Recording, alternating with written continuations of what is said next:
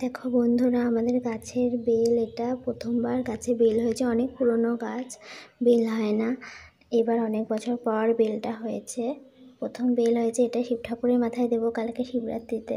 আর বাবা এখন পেরে নিয়ে আসলো, কালকে যদি শিবরাত্রিতে চুরি হয়ে যায় তাই জন্য পেরে ফেললাম। অত পাকেও নি, বেলটা কাঁচা কাঁচাই আছে, তাও এটাই দেবো।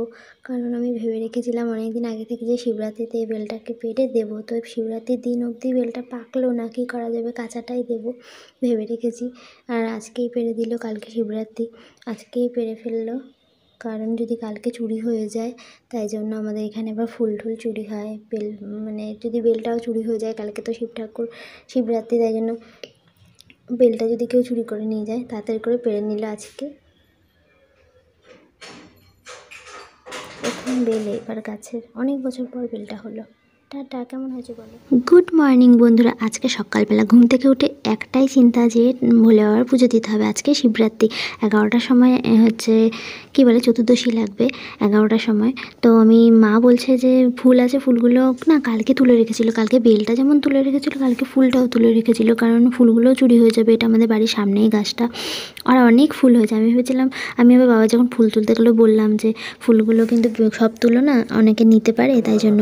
যাই হোক, মা বলেছে ফুলটা গেঁথে মালা করে দে, মালা করে নিজের হাতে মালা করে ঠাকুরকে পরা। তো বাইরে কিনতে গেলে যদিও অনেক টাকা, আমাদের কাছেই আছে, তাই জন্য আমি মালা করেই দিলাম। অন্যান্যবার তো এমনি দিয়ে দিই, আর এত ফুল থাকেও না। এবার অনেক ফুল আছে, দেখো 2টো মালা করে নিয়েছি, 2টো ঠাকুরকে দেবো বলে। তো যাই হোক, এবার আমি পুজো দিতে সব বাসি গাছটা সব কিছু সেরে আমি পুজো দিচ্ছি। এবার হচ্ছে অনেকটা জলটা না অনেকটা মিলিয়ে ফেলেছিলাম আমি দুধের সাথে। আর মা দেবে, দাদা দেবে, বাবা তো বাড়িতে ছিল না, তাই জন্য মা দুজনেই দেবে বলে, তাই জন্য আমি অনেকটা জল মিলিয়ে ফেলেছি। আর পুরো ভরে যাচ্ছিলো শিব ঠাকুরের এই বাটিটা। যাই হোক, আমি আমাদের গাছের বেলটাকেও ছুঁয়ে দিলাম মাথায় শিব ঠাকুরের। বাড়ির গাছের জিনিস দিতে খুব ভালোই লাগে না। এবার দেখো, আমার দাদা একটু জল দিয়ে নিচ্ছে শিবের মাথায়, শিব ঠাকুরের মাথায়।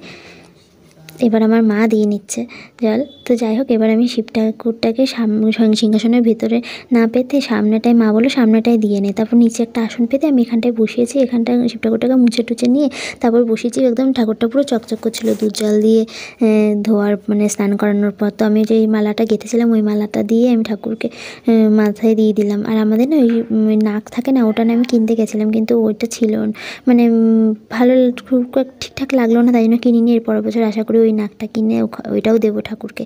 তো এবার পুজো দেওয়া হয়ে গেছে, চন্দনটা দিয়ে এঁকেও দিলাম। এবার ঠাকুরকে অঞ্জলিও দিয়ে নিলাম হচ্ছে। তো আমার পুজোটা কেমন হয়েছে তোমরা বলো। এত দেখো ভিডিও করতে গিয়ে না আমি একটা কী করেছি বলো তো, আমি তাও মনে পড়েনি পরের দিন সকালে। আজকে আমার মনে পড়ছে, আজকে আমি ভিডিওটা এডিট করছি। আজকে আমার মনে পড়ছে যে আমি কালকে শিবরাত্রিতে লাস্টে শঙ্খ বাজাতেই ভুলে গেছি। আজ সারাদিনে মনে পড়েনি, আজকে আমার মনে পড়ছে মা আমি শঙ্খ বাজাইনি। আর হাওয়া এসে না প্রদীপটা নিভে গেছিলো বলে আমার খুব খারাপ লাগছিলো, 2বার করে নিভে গেছে। আমি মাকে বলছিলাম, মা বলছে হাওয়া তো হবে, যদি জানলা বন্ধ রাখি তাহলে তো আর নিভে যেত না না। তাই মা বলছে, কিন্তু মনের মধ্যে একটা কেমন লাগে, সিরিয়াল সব কিছুতে দেখি প্রদীপ নিভে যাওয়া খারাপ। জানি না এটা কি হয়, তোমরা জানো তো, জানলে বলো তো।